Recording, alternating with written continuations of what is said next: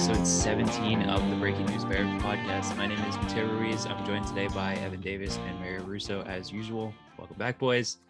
It's nice to be back again. I think I say this every week, but I mean, we were having the best conversation before the show. Sunflower seeds. There's only so many flavors you can choose from, but at the same time, it's an endless world of flavor, depending on where you go. Mateo, you're a cracked pepper fan, if I'm not mistaken. Cracked pepper's up there, but sweet chili is probably my favorite if I had to pick one. Yeah, and Evan Davis, have you even had Spitz? That's a big thing here in Canada. I love Spitz. I'm like barbecue. I like the barbecue ones. You guys like it hot. I love it. I'm a big seasoned guy. Salted, if it's there, it's like the basic to have. You can choose them, but no, it's hard to beat sweet chili heat or whatever you're calling those ones. It's a good one. Cracked pepper too. One. Yeah.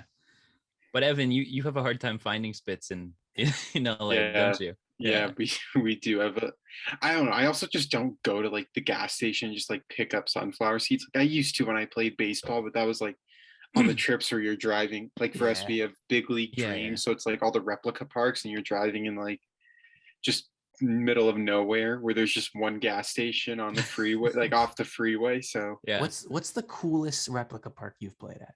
I know they have them in Georgia because I played at Fenway, which was really cool. Yeah, little Fenway. That's what I played at too. Yeah, I mean it wasn't little. It was the size of Fenway. Oh wow. So for real? Like, yeah, you're playing 400 or 3 whatever it is back. So like if you miss a fly ball, it's a home run basically. Was the monster like the right height, or was it? Yeah, it was the same height. Oh my god, it was like a full scale. Yeah. And then we did Comerica Park as well. Comerica. Imagine a bunch of 12-year-olds playing in Comerica. And then Angel Stadium was the cool one. Angel Stadium was pretty cool, and it had the replica waterfall. And it had the waterfall. That's awesome.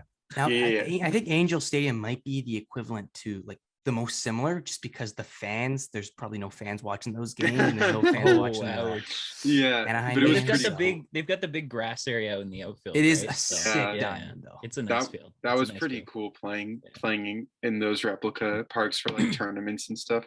You have to be on the All-Star team, like not a big deal. Oh wow, pumps his tires every chance he gets. Evan Davis, Little League All-Star, Yeah, you know like how it is. 6-time, like Hall of Fame. He has the number down. See, the weird thing is, I don't know about you, Mario, but we didn't really like Little League. Really wasn't even like on the map here. I kid you not, I have no clue how Canada has a Little League team and how you get on that team. Hyde Park is Toronto's Little League team, but we have like one Little League team for the whole city. So nobody actually plays Little League here. We all just play rep ball. Exactly. Oh, so I mean, like I guess ours is kind of rep ball. It's just like at a park, and then like they just form an all-star team, like 2 all-star teams, and then for each like age group or whatever, and then like you just go play in like 4 or 5 tournaments a year. Like, so that kind of sounds like house league and select, right? Like you play house league here. You pull out as your select players, and then that's like your tournament team. That was our tournament team. So like we always had like the same kids basically just throughout. But there was only like one team in the city that was actually eligible for like all the Little League World Series. I don't know how it works here. It was weird. But, anyway, now that we've gone down from that Spitz to ballparks, Spitz to ballparks to Little League, to this 6-time week All-Star. in baseball, 6-time All-Star Evan Davis. Okay. Q&A following. House League MVP in the house. Yeah. Yeah, gotta love never it. On the B team, only the A team. Oh wow, okay, all right, there you go. we might have to do a separate episode just highlighting for Evan's career, going through everything. Pull out the trophy shelf, show him everything you got. Right. Let's just jump into it. There's no segue after that. There's no way to ease into it after that. The Mets. Something that we've had our eye on the Mets a lot this year. Obviously, both of the New York teams, obviously, they've been absolutely on fire. And a few weeks ago we had our only New York episode, and we were talking about how this Mets team feels different. There's an air of success in there. There's a lot of positivity around the Mets franchise, and all their woes in the past of bad luck and underperforming and injuries are in the past, and now it looks like that has come to pass once again. It seems like it's inevitable at the moment. It's no secret that the Mets are an injury-prone team, but I mean, it feels like they've been running into injury problems for as long as I can remember this team's existed. I'm sure you guys feel the same way. Currently, right now, they have $70 million worth of their active payroll on the injured list right now. And I'll read off the list of players that they have right here. Tyler McGill with a bicep injury. Starling Marte is a excused absence. He's only off for a few days. It's a bereavement absence. James McCann on wrist surgery. He's going to be out for a while. Jacob deGrom, obviously the shoulder injury. No timeline for his return just yet. Trevor May, a tricep injury that I think has him out for another 60 days. And now Max Scherzer with an oblique injury that puts him out for 6 to 8 more weeks. Guys, the Mets right now sit 26-14 atop their division. Right now, they're the third best team in baseball. Is this the beginning of the annual Mets collapse? Is this the same old Mets that we're seeing, or is this team a little bit different? I'll turn it over to Evan. What do you think? Yeah, I think this is the start of the Mets collapse because they started the year 14-4, I believe. So since then, they've gone 12-10, which isn't great given the roster that they had. And I mean, they were big fish in free agency. They snagged everyone. And, I think this was the issue that I was kind of happy that Andrew Freeman wasn't aggressive with Max Scherzer because obviously 38 years old, getting paid $43 million just does not add up for me correctly. So I'm happy. I know he's a great pitcher. Age is always a huge factor. So I'm happy they didn't attack him because, I mean, isn't this his second injury already to start the season? Like, I know he didn't start his opening. He had the setback in spring training. Yeah, he had the setback in spring training. And now this is a second one, 6 to 8 weeks. And I mean, my God, I know the season is very long, but you got to think during this time, this is a beautiful chance for the Atlanta Braves to kind of leapfrog over them. I believe the Milwaukee Brewers are in the same division, if I'm not mistaken. The brain's clicking out a little, but I mean, this is a perfect opportunity for those two teams to kind of leapfrog over them. So, yeah, I'm just going to say, I think this is the start of the collapse. Yeah. I mean, it certainly feels like, the Mets are going down that path again. I mean, through no fault of their own, obviously, you can't avoid injuries, but it feels like more of the same. Mario, what do you have to say? Well, I mean, this is why you make headway at the beginning of the season, right? Your fast start now kind of has a purpose. And I mean, I'm not going to say the Mets plan for something like this to happen. Obviously, injuries are a part of the game. They're all so random. Typically, they happen at the worst times. But this is a big reason why there's that kind of headway. You have a little bit of room to play with. The guys in their division, thing about that is that I'm not going to say they're on their heels now, but they're all good baseball teams, man. Even you want to put the Marlins in that conversation. They're on the come up. They put up together a terrific year, at least for their standards. So you can imagine these guys are going to be chasing them if they scuffle. And listen, Mets fans, I know how you're feeling. You've been here before. As a Leafs fan, I've been in situations where the inevitable just happens and you can't really do much as a fan to do change any of that. But I know how you're feeling. And all you got to really tell yourself is it has to be different. You say this is a different team. I know deep down, Mets fans, you believe this is a different team. I believe this is a different team. I think their DNA is different. So this has to be different. I mean, teams are going to be right on their heels, and you got to really show what you learned. It is a grind. The season, it's the longest season in all professional sports, and it is a grind. You have to show what you're made of. What have you learned over the last couple of years? Every single year you buckle and bend and collapse, fold, whatever metaphor you want to use. At the end of the day, you're just searching on the outside looking in. You need to show that you have come up and you are ready to kind of go through this adversity. This is probably going to be the biggest adversity they go through because they have both their big starting pitchers out. It's not just the injuries that is the concern, it's the guys who are injured that are concerned. That is concerning. Those guys are the heartbeat of the team. You got to see what these guys can do, who's going to step up, who are going to be the leaders in the locker room, in the clubhouse, on the field, off the field. You got to have that voice. Is it Pete Alonso over there? Like he's obviously been there quite a while. He knows what everything's about. Is it Lindor? He's a big face around New York. So you got to have someone in the locker room who is going to show the younger guys and the entire team the way, lead by example, lead by vocal words and whatever you want to call that, words of wisdom, if you will. But the one thing that this Mets team has shown me, at least this year, and I think you guys could agree with me with this, they don't go down easy. That's a different thing that I've seen from this year's team to last year's team and the other years prior. They look at the Cardinals game that just passed recently. They came all the way back, walked them off. I saw the announcer's call. He had no words. He left the scene as quick as he could. It was quite funny, but it just shows how powerful this team is. They could turn on a dime, and you're just going to have to depend on those elements if you want to continue to go far, if you have those aspirations and you want to hold on to your division lead, because there are some good teams in this division. I know it doesn't look that way. I know my Phillies, they're I just looked the stat up today, and I guess it just passed on my feed or whatever. They're 10 and 10 in the last 20, 25 and 25 in the last 50, and they're 100 and 100 in their last 200 games. We're not talking about a team who has not made any progress depending on how many moves they make. But again, you have talent. It's going to come through eventually, right? There's going to be a team in that division that goes on a hot run. So if you're the Mets, you just got to roll with the punches. You knew this was coming. I'm not going to say the injuries, but you knew adversity was going to come through. Let's break through that wall. You need to break through that wall, because then I think if you can get over this hump and your guys are coming back and you're in the same position, if not better out of this, what is that going to do for a team? What is that going to do mentally for a team? It's going to be an entire different atmosphere in the locker room for the Mets. They're going to have a new identity, because right now their identity is like buckle, fold, and just crumble down the standings. This is where you see if it's a real real identity or not. This is where it changes. Similar how it's like the Leafs, man. It's similar how all baseball roads lead back to the Leafs. You could lose all the lessons that you learn from a hockey team to a baseball team. That's the beauty of sports. But no, Mets, you gotta continue to push through. Continue to push through. It is a grind. You guys gotta step up. I know I went on a bit of a rant, but I'm passionate about the Mets. I know they can do it. They're right there, guys.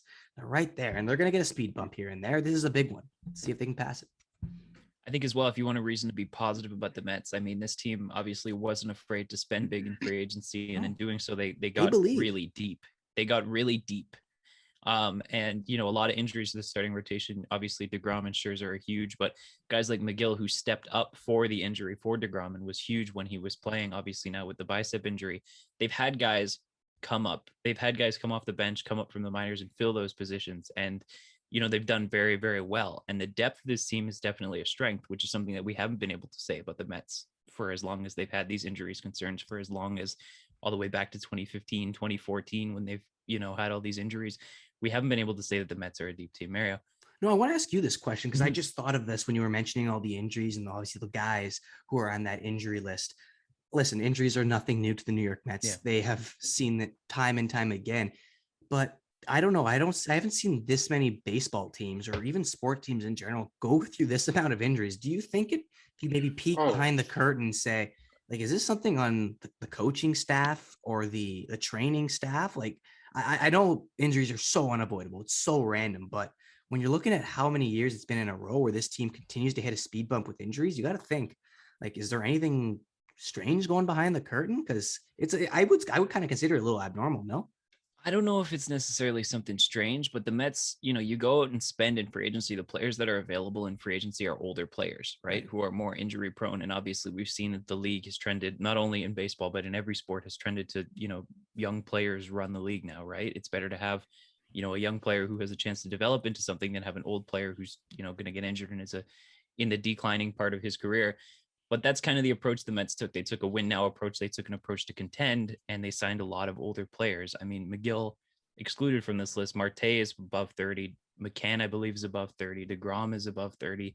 May is around that age, 29, 30. And then Scherzer as well is well above 30, almost into his 40s as he gets that massive contract as well. So the Mets knew what they were getting into with a lot of these players. And, you know, as much as it is that, you know, injuries in baseball are kind of hand in hand, and you know, for some of these smaller 15-day injuries, it's not a huge deal because it's a long season. But when you lose your two top guys, you almost kind of have to see this sort of thing coming as they get up there in age, because Scherzer's not getting any younger and DeGrom's starting to put on some years himself. That's for sure. Yeah, I mean, like I was saying before, if you want something different about this Mets team, a reason to kind of believe in them, 7-game cushion in their division right now, which leaves them a little bit of room to play with. Obviously, too early to be worrying about the standings right now, but gives them a little bit of, you know, wiggle room before they start to slip from that top spot. And the other thing is that they're a deeper team. They've got a little more room on the bench. They've got a little more arms in the minors and in the bullpen that can come up and fill these spots temporarily, at least while they wait for their big names to come back. One thing I want to hear from you guys, though, is obviously, you know, we have a timeline for Scherzer. Oblique injuries, you know, you never really know how they're going to go. 8 weeks might be optimistic, to be honest. And DeGrom, still no timetable for his return. Obviously, we have no idea when he's going to recover from that shoulder injury. But I want to know how you think the Mets stack up without their aces that they're paying all this much money. Can they, you know, one, make the playoffs, and two, if they do make the playoffs, can they be a competitive team in the playoffs without these two aces that they're paying a hell of a lot of money to? Evan, what do you got? I mean, with the extended playoff format, they could definitely still make it. Like, I'm not just going to completely write them off, but I mean, this is concerning, the fact that there's just no consistency, and you just never know. I mean, Max Scherzer is getting old, and the arm is just not going to be able to consistently throw a season. And I think if you're Mets fans, you're not just concerned about this season, you're concerned by the fact that you're paying this guy $43 million next year. I believe he has a player option the year after that, so that could be another around $43 million. So I mean, you could be tied up with $86 million, and who knows how many starts Max Scherzer honestly makes if he keeps having these arm injuries. But I mean, competitive in the playoffs, they are deep, but the issue is that you're losing the one position where it's kind of hard to be fully deep at, and that's at starting pitching. It's harder to find elite starting pitching that you can just store away. It's easier to do that with like a utility player, or even like a first baseman, catcher, etc., position player. But when you're constantly getting hit with pitching injuries, it makes it really difficult for you to compete. And I know 7 games sounds like a lot, but if the Mets go like on a little bit of a losing streak here, and the Braves finally start to pick it up again, those 7 games, those quickly dwindle down, because for every loss and a Braves win, that's 2 games that go away right there. So it can definitely get interesting. I mean, we're talking about the Braves right now. I think we got to realize that the Braves are 4th in the division right now. The Phillies and the Marlins are in front of them, so it's a tight race, and there's a lot of teams that could definitely make some noise there. Mario, what do you think about the Mets' chances without their 2 aces? Yeah, I mean, to Evan's point, it is completely tight, and those are all teams that are able to go on hot runs. Look at the Atlanta Braves. I know we're going to bring them up, and they're 4th, and we're talking about them here because look at what happened last year, where they went on a absolute heater the second half of the season, end up winning a World Series from it, right? So these teams are all capable of going the distance, and April and May usually just mean nothing for these guys. But I mean, that's besides the point. This is about the Mets and their playoffs and their future aspirations with this team. Listen, you got the arms. The big guys have to show up, and it's hard for them to show up if they're not on the roster every single day, or on the field every single day. But listen, you plan for that, right? In the offseason, look at the guys that they all went after. A bunch of depth guys, like you mentioned, Mateo. Depth can take you a very long way. You look at the successful teams, and I know baseball's a little weird for depth, but regardless, it plays a role, and it can take you somewhere. This is where it's going to be tested. Can your depth keep you not just afloat, but successful and pushing for a playoff spot, pushing for a round win, pushing until you finally get rewarded at the end of it? Now, Max Scherzer and Jake DeGrom, I don't know their timetables, but you said Scherzer's 8 weeks. I've dealt with Scherzer, they have injury. 6 to 8 weeks, but it's oblique, right? Yeah, so I've been in the same boat. Yeah, I know how it is. It's a big rehab, so it's probably the worst injury you can get in baseball. Let's be honest here, because the league revolves around all your movements. So it could be much longer than 8 weeks, but regardless, you have a little bit of time. You're lucky that it happened in May and not August, right?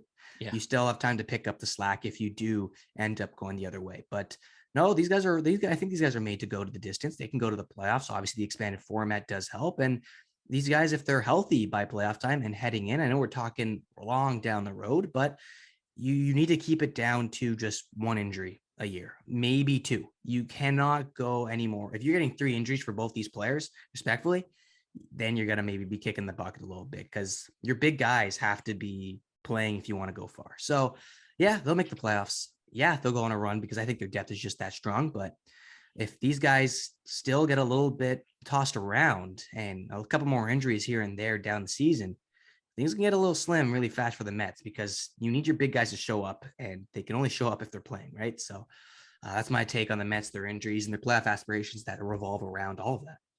That's for sure. Yeah.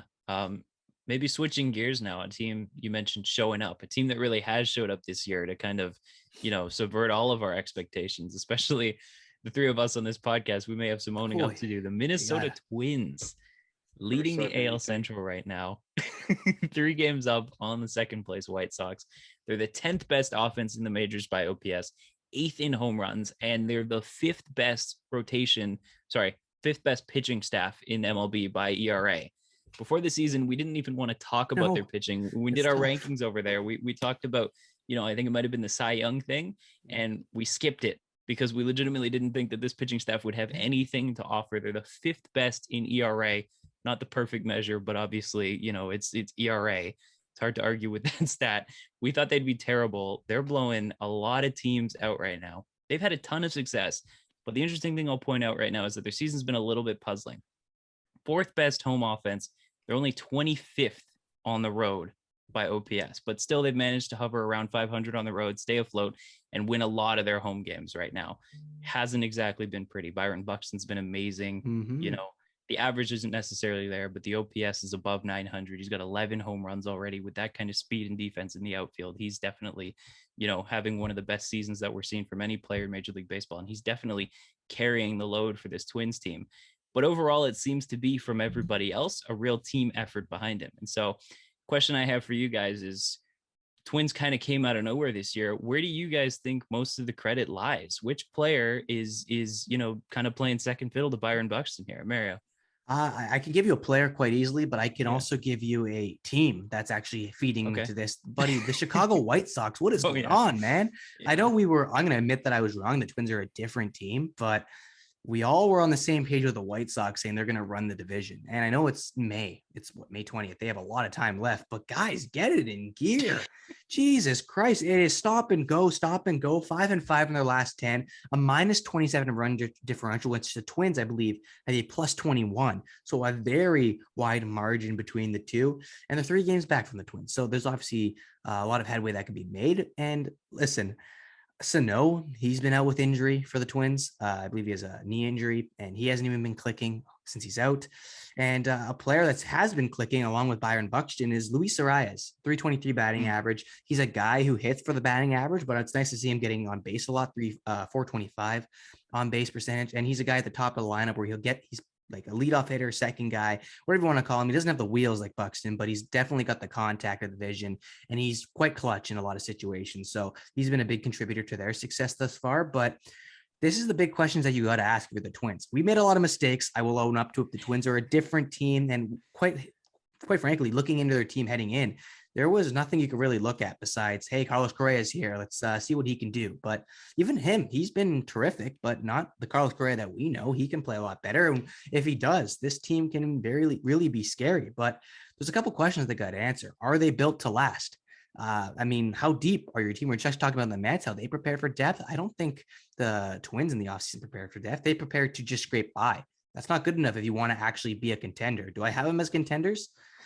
That's a good question that I just asked myself. And I'd have to say probably not. They're not contenders. I think they're just a little bit pretenders because their team isn't constructed that way to go the distance. But hey, you're a Twins fan. You're loving what you're seeing right now. And how many big games can you win? If you could knock off the White Sox a bunch of other times and take care of the business with the other teams in your division, hey, you can do whatever you want in this league. But there's a lot of questions still to be answered for the Twins. That's my take on it. But that's for sure. Signs are promising. I enjoy it. You were not supposed to be here. It's a huge bonus for you.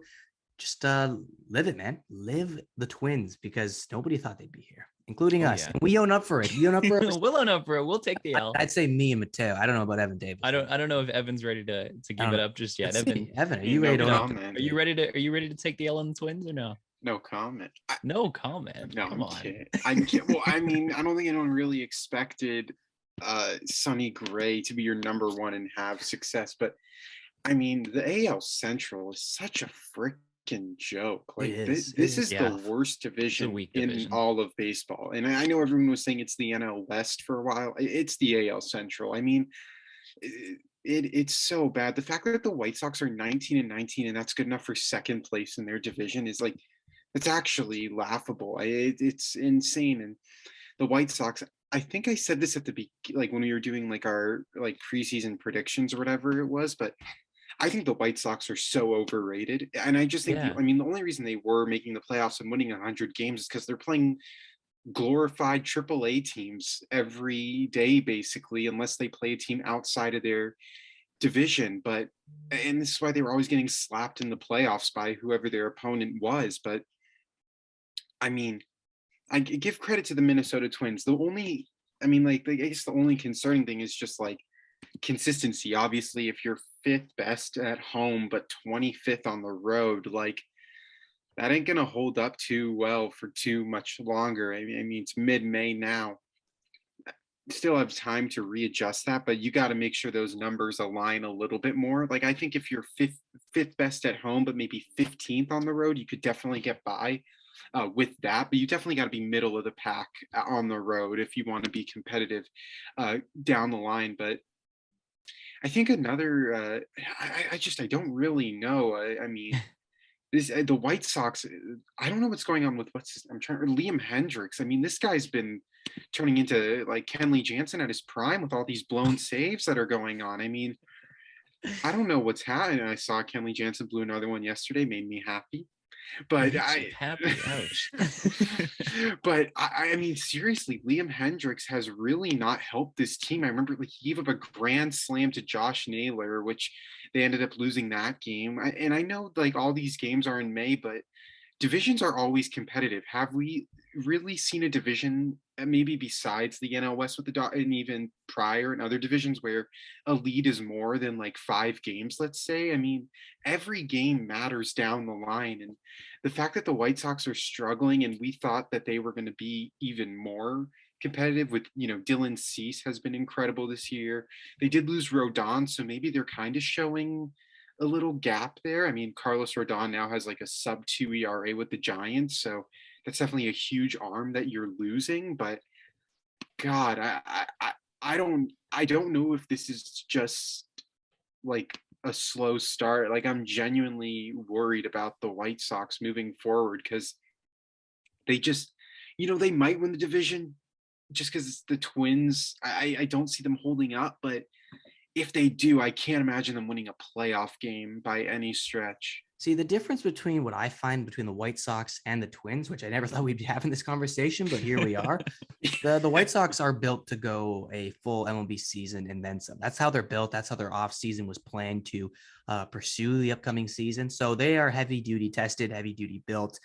That's one thing I want to see if the Twins can maybe rally around. They're not built as of right now player wise, but there's something about players where if you get them all on the same page and they're all rallying around some specific goal, we've seen Cinderella stories in baseball almost every year. San Francisco Giants last year, no one expected them to do anything or make any headway in the NL West, and they went the distance. And I mean, obviously they lost to the Dodgers in the playoffs, but they weren't even supposed to be there in the first place, right? So I think you can maybe draw a couple similarities. Are people all having career years in Minnesota? No, but who's to say that they can't go the distance in that division?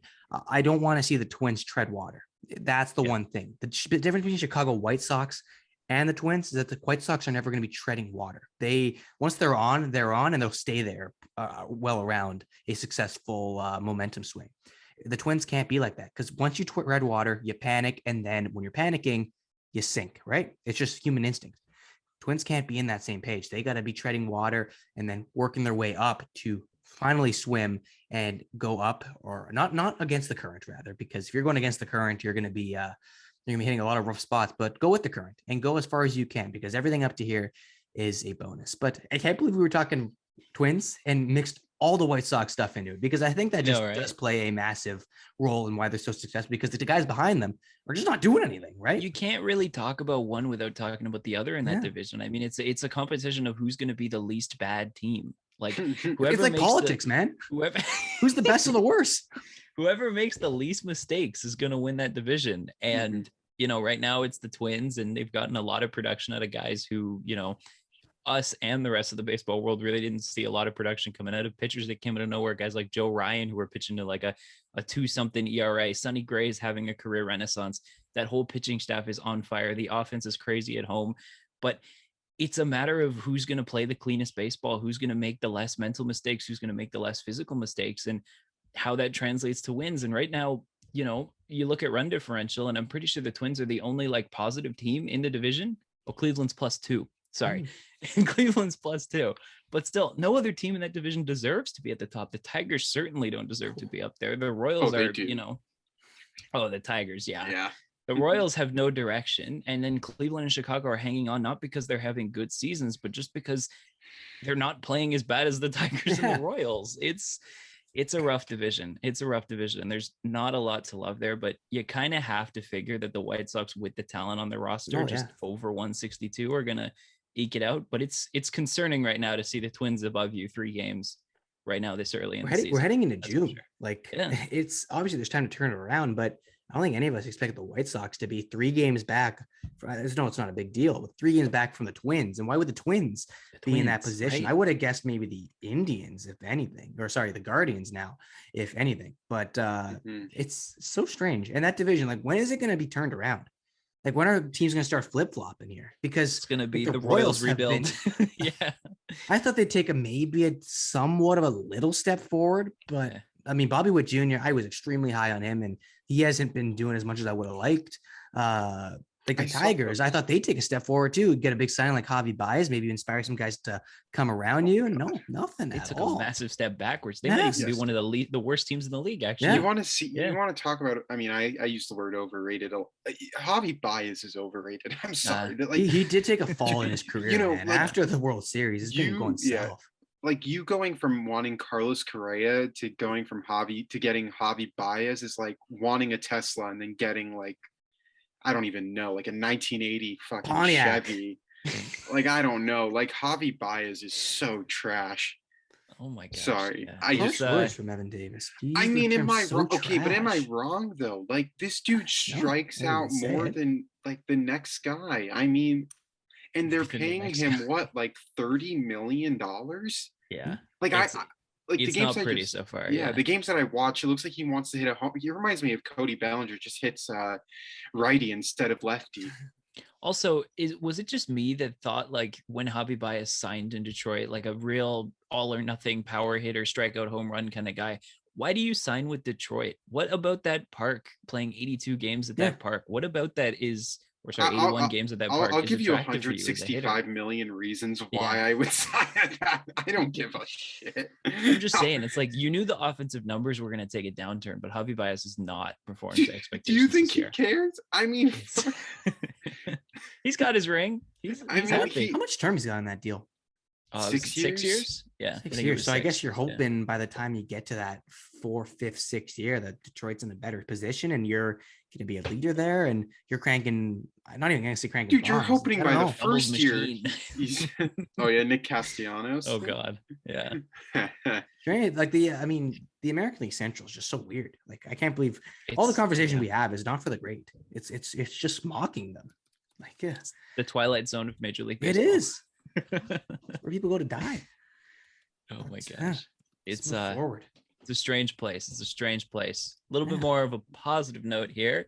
The MLB or MLB.com, released their Cy Young favorites right now based on a vote of a few different writers for MLB.com. I'll run down the list right here. It's obviously way too early to be thinking about awards, but this was put forward by the MLB, so not on us. But yeah, I want to see, your reaction to some of these candidates, of them who you think kind of has the best shot. And, let's look at some of the pitchers that have had great performances to start the year. American League, obviously, we're starting with Justin Verlander, who has been on fire coming back from his injury.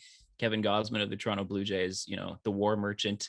He's pitched very well and his stats look very good. Obviously, very few walks. He's keeping runners off base. Nestor Cortez, the phenomenon from New York. I mean, stash, man. Love the energy he brings. Gotta love the stash. Love the amount of fun he has on the mound. Alek Manoah, rookie phenom last year, coming out and backing it up with a great sophomore season. And Shane McClanahan, a little bit of a sleeper pick from the Rays. He is their starter / opener / comes in after the opener, but whatever he does, he has success because he gets outs. He's these 5 right here in the American League. We'll start with the American League and then we'll go into the NL just so it's a little bit more organized. But of these 5 here, I want to hear who you guys think has the best shot of winning the Cy Young. And if you guys want to throw a name in there that's maybe outside of the top 5 right now, what do you got? Who's your Cy Young? I mean, I'm going to go with how the Cy Young is more the battle of nutrition with these guys. If you could stay healthy and continue to, like a lot of these guys have, I mean, I'm not going to take a peek in the National League ones that we have, but guys have been dealing with a lot of injury problems throughout their careers. So it's going to be interesting if they stay healthy. And if they do, I think all these guys have a terrific shot. If I'm going to take a guy that's maybe goes the distance and wins this award this year, I'm going to go Kevin Gausman. Jays fans, get the smile on your face. This guy, the stuff he throws is ridiculous. And how he uses it so effectively, how he changes speeds, and like his journey throughout his career of where he's come from and like how far he's gotten. Now he's in Toronto and he's lighting it up.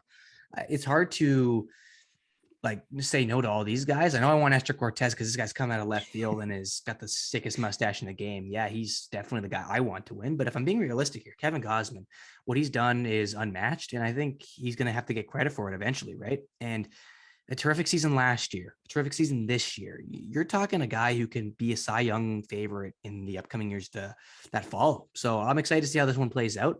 Hoping these guys stay healthy. That's the big concern with all these pitchers. But no, Kevin Gausman, Jays fans. I mean, as a Jays fan, I'm loving what I'm seeing from this guy on every other night. So yeah, he's my guy to go with. There's been a lot of questions too coming into the American League. His track record with the Orioles, everybody was like, "Oh, he's not going to be great. He's going to have his trouble." You know, it's AL East is a lot different than the NL West, and you know he's backed it up. He's backed it up, so he deserves to be in this conversation as much as any of the other names on this list. Evan, who do you have? Just limited to the AL right now. If you want to pick from the list, if you want to throw another name out there, what do you got for us? Yeah, give me Nasty Nestor, man. Okay, that guy. I'm gonna use a Doug Etter famous quote: "The stash is cash." I love this guy, man. I mean, like, he's been great. I'm just looking at his numbers right now. A 1.35 ERA, that's first best in the MLB. 49 strikeouts, obviously not getting a ton of those, but a .85 WHIP is nothing to sniff at. A 2-1 record. I mean, great, but 11 Ks in that one game versus the Rangers. You know, he's getting 3 of his last 5 games. He's had 7+ strikeouts. So, I mean, he's been dominant to say the least, and the Yankees are first in the AL East. So, and that was a team that people were saying, what the hell happened in the offseason? They were trying to get Trevor Story. They were trying to get Carlos Correa, and they swung and missed on all of them. And they end up now being the best team in the AL East by a nice margin here. And I mean, Nasty Nestor has definitely been a huge part of that. Cool. Yeah. I mean, a few weeks ago, I said Verlander after he had a few great starts coming back from this injury, and I got to stick with it. I mean, right now, Verlander's looking like the best of the best right now. And if he can stay healthy, he's, definitely going to be the front runner for this award because he's had a ton of success so far in Houston. And, as a baseball fan too, I know 2 Blue Jays on this list. I'd love to pick Manoah. I'd love to pick Gausman, but as a baseball fan, you love to see Justin Verlander succeed. He's one of the greats of the game and the greats of this generation of baseball too. And you have to be happy when a guy like that can come back from an injury as bad as he had and have the kind of success that he's having again. So I'm secretly rooting for Verlander, even though there's 2 of my guys up there. And I mean, take a look at all these guys who are on there and the teams that they're associated with, of how successful they've been throughout the start of the year. I mean, maybe the Shane McClanahan, the Tampa Bay Rays are coming up. I think they haven't reached their peak at all yet. And I wouldn't say they lived up to expectations, but these guys have all had successful seasons with their clubs, and it's a kind of a vice versa relationship. So it just goes to show you how powerful pitching is. And if you have that ace on the bump, it'll go a long way. And I think it's a spread effect on the other guys in the rotation. So I don't know, do the Jays get 2 Cy Young winners in a row? Like that's pretty crazy to see how far they've come. I know me and you, Mateo, we've seen how far the rotation has grown over the last 3, 4, even 5 years. And it's just astonishing that you're seeing this talent come from them. And you got not 1, but 2 guys, legit arms, that are in Cy Young talks right now. That's exciting. If you're a Jays and the rest fan, of the rotation isn't a slouch either, right? They're up there as well. They're on the come up too. Kikuchi, a couple good starts in a row. Let's not get sidetracked with Jays talk. We're not going to go Jays talk here. We're going to move on to the National League. Jays that are 8 games back. We'll get there. We'll get there, bud. We're going to head to the National League, where our top 5, again, as voted by MLB.com, we have number 1 is Corbin Burns, followed by Pablo Lopez of the Miami Marlins, who are on a little bit of a run themselves right now, fueled by Pablo himself and a few great starts from him. Max Scherzer obviously just went down with the injury for the Mets. He's 3rd on this list. Carlos Rodon, Evan, you mentioned he's having a lot of success in his new home in San Francisco, pitching very well there. And, is one of the main reasons why San Francisco is obviously still in that playoff race. And then Joe Musgrove for the Padres, who have quietly snuck up to 2nd in the division in a very competitive NL West over there. We'll start with Evan because he's kind of our National League guy here. He's got a lot of NL West guys on the list here. We'll go to Evan there. Who's your pick for NL Cy Young?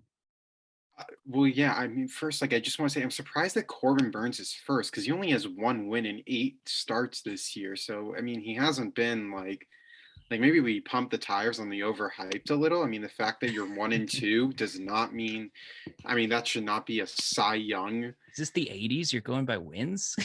Dude, I mean, if you're only getting 1 win in your first 8 starts, it's not like it's one win in his first 4. He's had 8 starts and he's 1-2 in those 8 starts. I mean, well, the Brewers are winning games too, right? So I really could care. I mean, they're not winning with him on the mound. Sorry, they're not winning with him.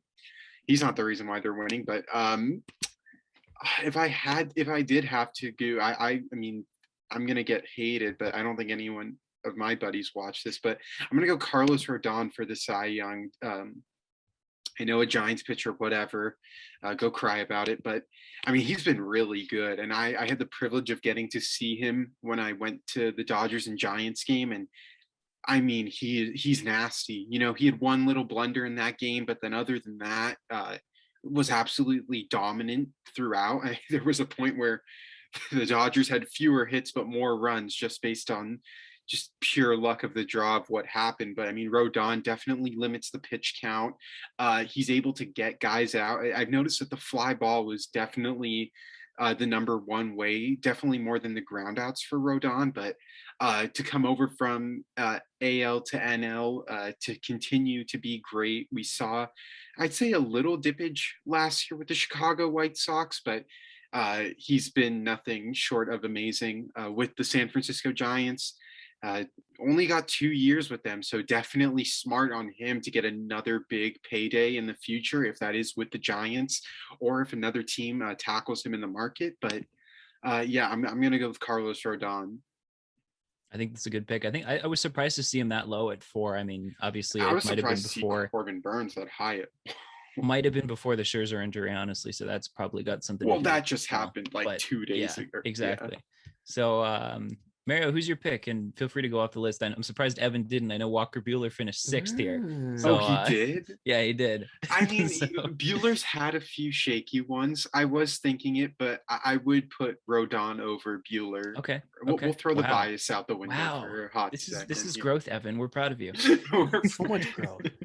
We want to talk about growth and a guy who has been growing right in front of our eyes. Well, maybe you're not tuning into the games, but Pablo Lopez, man. Oh, yeah. Like, you want to talk about, I'm hoping win-loss doesn't matter when the voting is all said and done, because I'm sure the Miami Marlins aren't going to be in the same position they are now.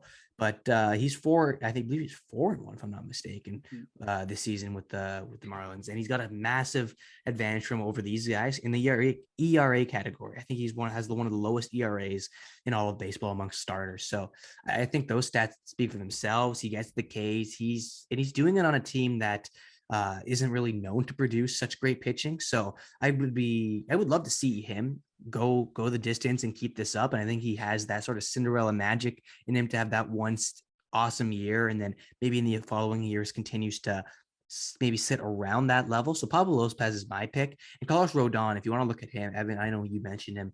He like, his journey is terrific, and he's worked wonders for the San Francisco Giants, a team that we were also not very high on. We thought they'd take a step back, but he's been the one leading the way for them, and huge loss for the White Sox. We've been taking a downwards trend with them in this episode, and I mean, it continues to stick. This Rodon, losing him, it's a big loss, and they're starting to learn that now. If you take him for granted, you can't, because Carlos Rodon is one of the best pitchers in the game. So I'm going to go Pablo Lopez. I'd actually rank Carlos Rodon ahead of Max Scherzer. So I'd say, I think so too. Yeah. I'd say Lopez, Rodon, Burns, Scherzer, Buehler. and then I would actually maybe put Buehler over. Yeah, Scherzer. Musgrove does feel a little high on this list. I love Joey Musgrove yeah. because he's an Italian boy, so I love to see him there. But no, I would not say he's a Cy Young guy by any means. No, Pablo Lopez for me. Carlos Rodon maybe as a nice second runner-up, but a lot of good names on this list. At the risk of dragging it back to the Jays for a second, Pablo Lopez actually a guy in the offseason that they almost traded for Alejandro Kirk. God. I bet they're glad they didn't pull that off. Alejandro Kirk. They almost swapped him for Alejandro Kirk. That would while the Marlins nuts. Were looking for their catcher. That would have been a wild trade. And I bet the Marlins are so glad they didn't pull that trigger right now, because Pablo Lopez has been excellent this season. Oh, yeah. That would be tough. mean, baseball trades are so like weird in my opinion. Mm-hmm. I know we don't want to go off the grid. Never mind. You're good. I'll let you Go stick ahead. to your outline. No, go ahead. But guys, I'm hearing like Juan Soto might get traded. Yeah, I mean, it could happen. I mean, holy I'm sure that's going to be a talking Holy point throughout the season, guacamole. obviously. But yeah, the Nationals not looking amazing. I saw that and I was just like, what? It might have to happen. It might have to happen. Oh. And, you know, there might be a few other teams that have to make some moves as well. We're going to do a little bit of a rapid fire round here I like this. for a segment we call Contenders or Pretenders, where we're going to take a look at some fringe playoff teams, some fringe kind of wildcard teams right now that have the potential to be in the hunt this year, but haven't necessarily made that push just yet. Our first team over here, we've got the LA Angels, who have been really great so far this year, but obviously there was a lot of doubters for the Angels coming in this year. I was one of them. Didn't expect the Angels to be this good this year, but they've proven me and a lot of other people wrong right now. Right now they're tied for first in the AL wildcard with Tampa Bay. They've got +3 on the third place, which is Toronto right now, and they're a game and a half back of Houston for their division. Mario, do they have a shot? And if they do, what do they need to do to keep this success that they've been having so far?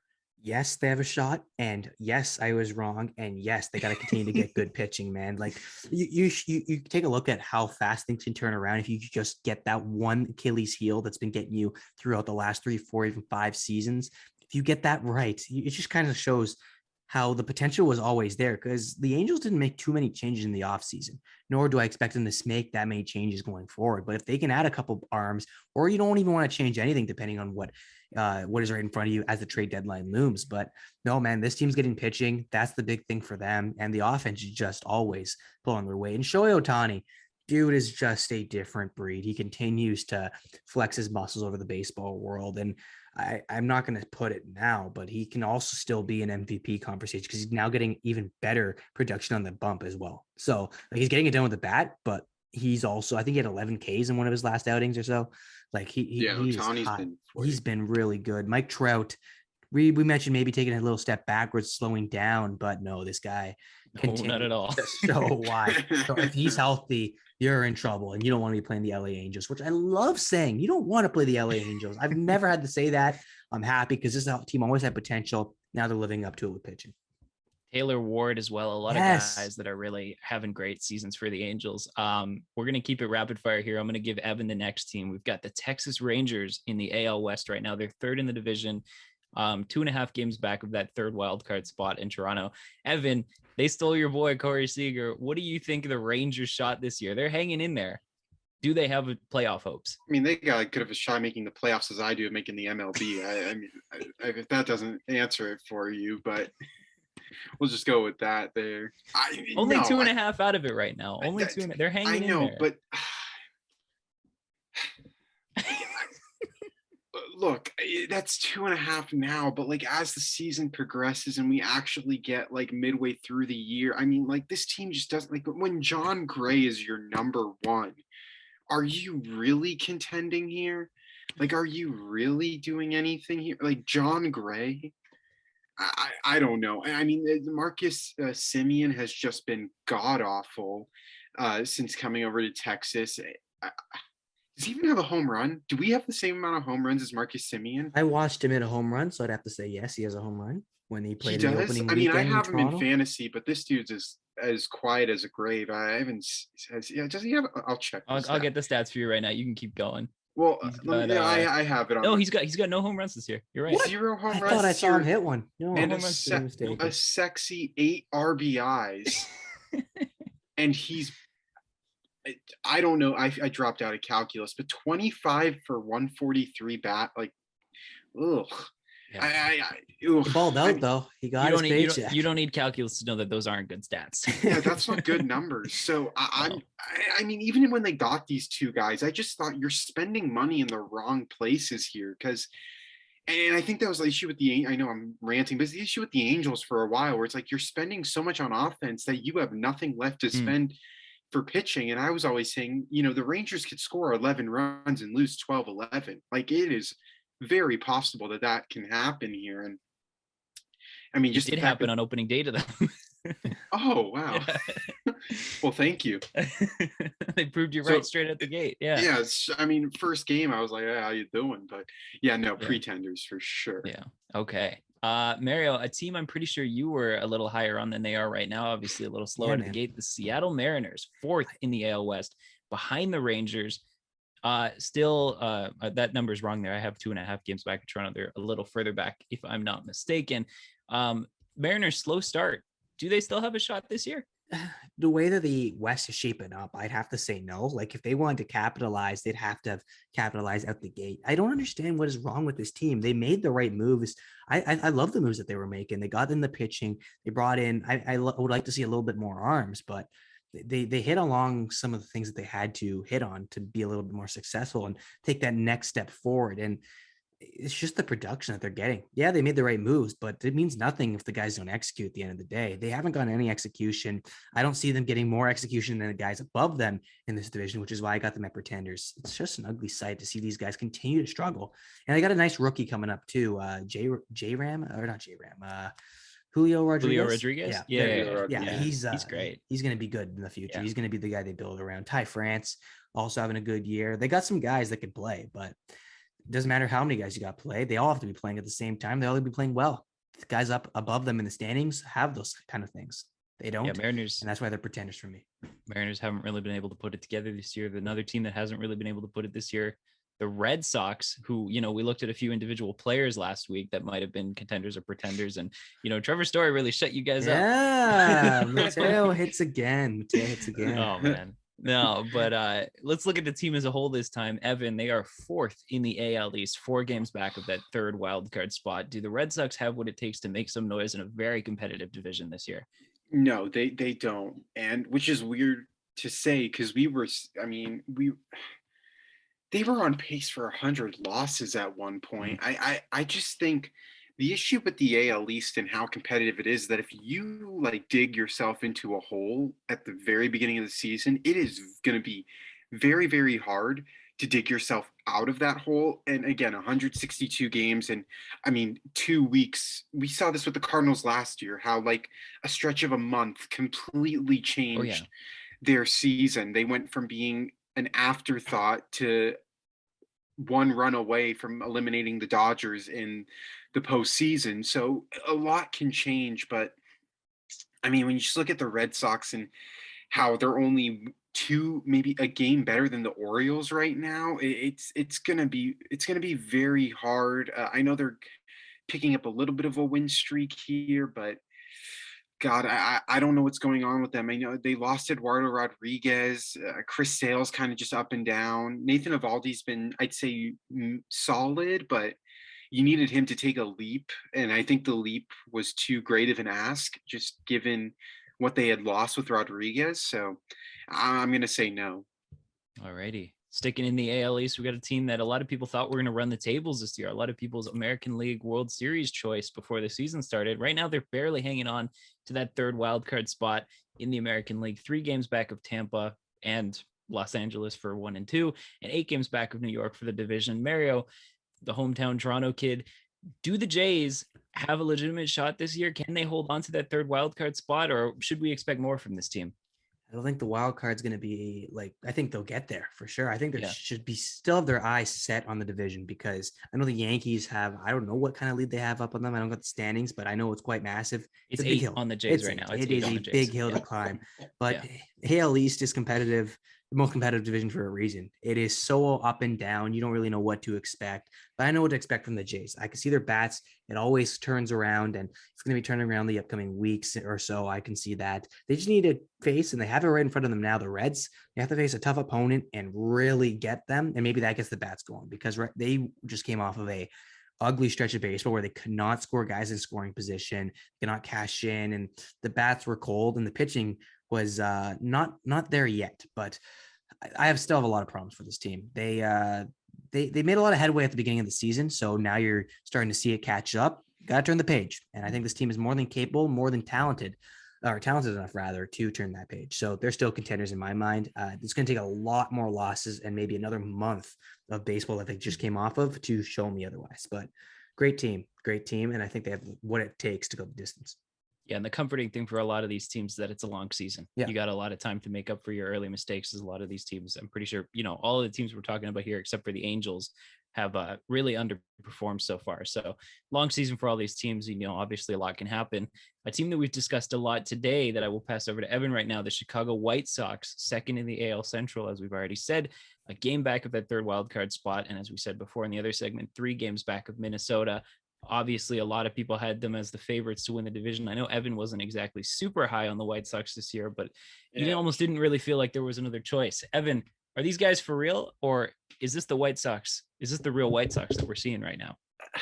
I think it is. I mean, they were never like they always make the playoffs because like the only way they would just win the division because everyone else was barely above 500, and then they would just get smoked by whoever they were playing. I mean, they got killed by the Astros last year, so I mean, I'm gonna say pretenders. And look, I kind of hope they continue this streak because it's kind of just a wake up call. I wouldn't be shocked, honestly, if they were really aggressive on getting Luis Castillo, because I think with just the loss of Carlos Rodon, you're definitely seeing a gaping hole in this starting rotation. And I mean, the Reds it seems like they're willing to come to the consensus that Luis Castillo deserves better. And I do think if he goes to the White Sox, uh, and then they just start progressing over time, then they can become contenders. But until then, I don't really see any success with this team in the future. But you never know. As soon as as soon as you make the postseason, you always have a chance. I just don't think the chance is as great as other teams in the American and National League, for that matter. Absolutely, yeah. In the same division right there, third in the AL Central right now, we've got the Cleveland Guardians, 2.5 back of that third wildcard spot and 4.5 back of Minnesota for that division lead. Obviously, still a decent shot that they can get up there. But Mario, does this team composed in the right way that they can win this division or manage to squeak into the playoffs? It'll be tough for the Guardians to get through. It's been a terrific team effort from them that I found. A lot of guys you didn't think were going to step up have been doing so. So I think they're just living at the pinnacle and their peak of the season right now. I don't see them having the longevity to go the distance.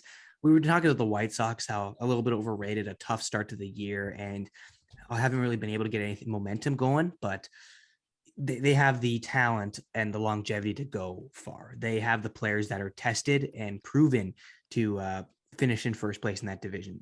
I don't see the Cleveland Guardians in that same realm. I don't have them in the same conversation, which is why I have to say they're pretenders. It's just not the year. They're not built for that yet. And not to say that they won't be there in the next year, the year after. It's just they've had their fun in the sun. I don't think they're going to be having a push this year. They always make it for some reason, but this year I think you can cross it off the bingo card. It's not going to be there. Absolutely. Two teams left that we're going to talk about here right now. We've got our defending champs that I'm going to hand over to Evan. NL East, fourth place right now, 3 games back of St. Louis for that third wild card and 8 back of the Mets for the division lead. What do the Braves have to do to get into the playoffs this year? Fred, no, I'm kidding. I'm joking.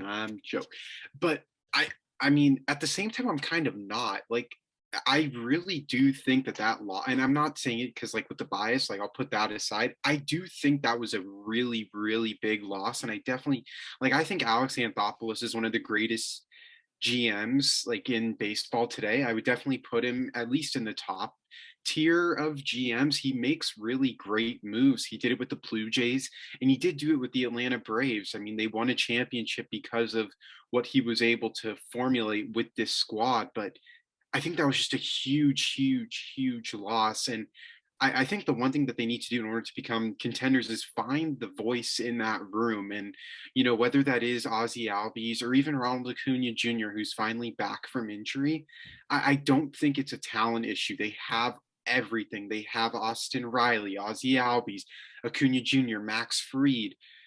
They got a starting rotation. The bullpen is as probably the deepest in the MLB, I would say, what they have.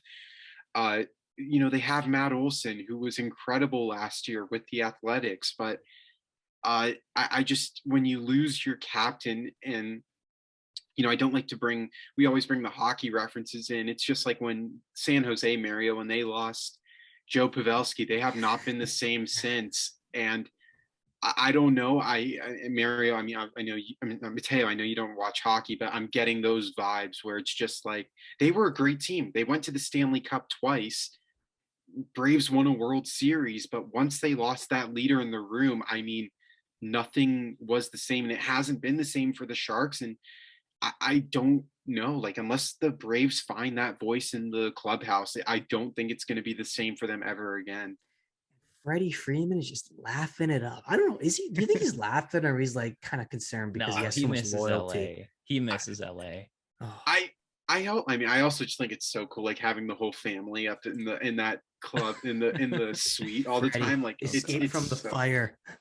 It's so cool. He was the guy holding it down. Do you want me to maybe segue into the Phillies, Mateo? Take a stab. Yeah, go ahead. Let's talk about your boys there. My boys. Yeah. My boys are just the same boys, different year, man.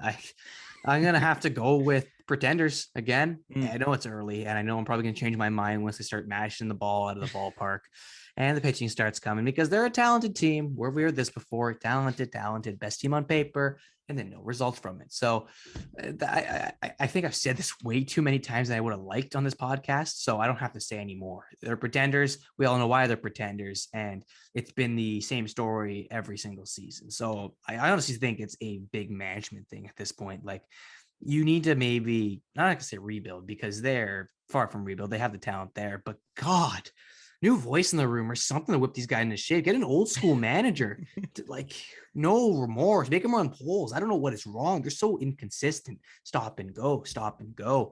Like, you're never going to get success that way. And I don't think this year they're going to get any either. It's May. It's still early, but at the same time too, nothing's changed. So Pretenders for me. Good stuff. Yeah. I mean, pretty low on a lot of these teams out here, but yeah, it's not looking good. I mean, even with the expanded playoffs, there's an outside shot for a lot of these guys, but you never know what you're really going to get from teams that, really haven't played up to the standards of deserving to be in the postseason right now. But again, only time will tell. It is a long season and there will be much more baseball to go.